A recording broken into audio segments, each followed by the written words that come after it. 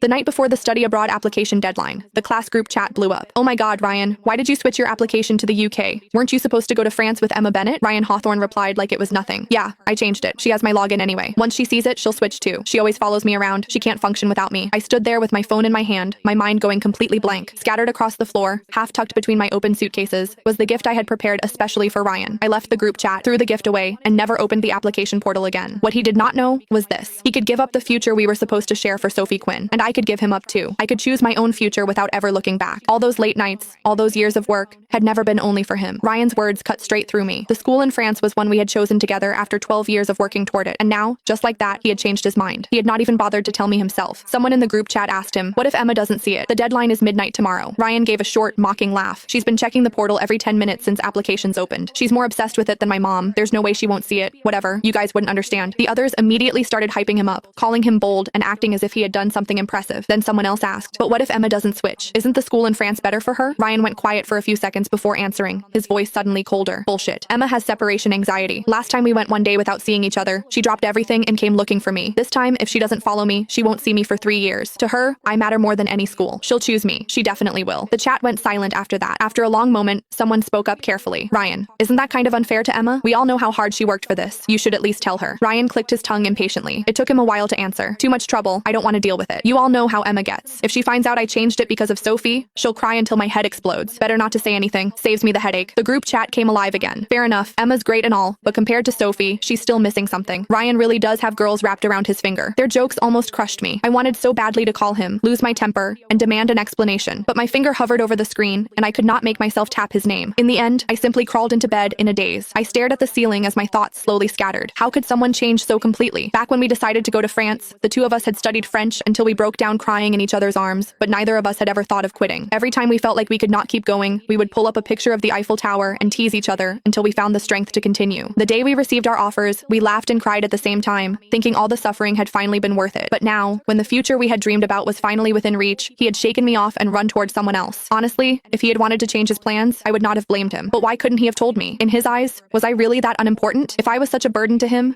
then what was the promise he had made when he proposed to me so carefully that night? Had the hour been too late, the lights too dim, for him to know who was standing in front of him? I wrapped my arms tightly around myself, hid in the dark, and sobbed without holding back. The truth was, I could live without him. I did not have separation anxiety at all. Ever since we were children, whenever he and I chose different schools or different classes, he would become moody for no clear reason. He only calmed down after seeing me, so I had kept walking steadily along my own path while bringing him with me. Ryan was right about one thing. I had always included him in the future I imagined for myself. When it did not harm my own prospects, I was willing to pay the price for loving him.